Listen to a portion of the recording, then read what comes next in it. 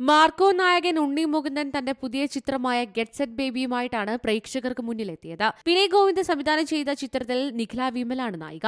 കഴിഞ്ഞ 7 വർഷമായി നായികയില്ലാതെ ഒറ്റയ്ക്ക് പ്രധാന കഥാപാത്രങ്ങളെ അവതരിപ്പിച്ച ഉണ്ണി നായികയുടെ ഒപ്പം അഭിനയിക്കുന്നു എന്ന പ്രത്യേകതയും ചിത്രത്തിനുണ്ട്.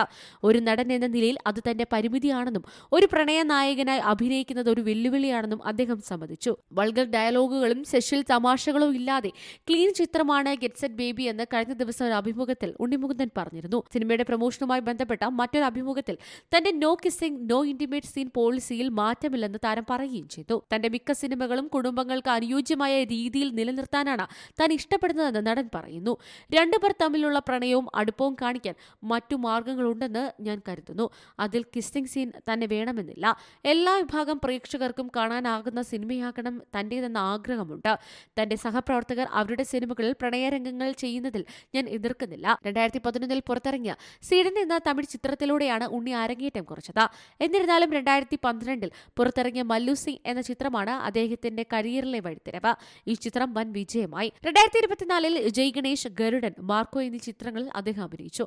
ഇന്ത്യയിൽ നിന്ന് 60.27 കോടിയും ലോകമെമ്പാടുമായി 102.55 കോടിയും നേടിയ ചിത്രമാണിത്. Entertainment desk, C Malayalam news. ഏറ്റവും പുതിയ വാർത്തകളും വിശേഷങ്ങളും വിരൽ തുമ്പിലറിയാൻ സി മലയാളം ന്യൂസ് എല്ലാ ഡിജിറ്റൽ പ്ലാറ്റ്ഫോമുകളിലും ലഭ്യം.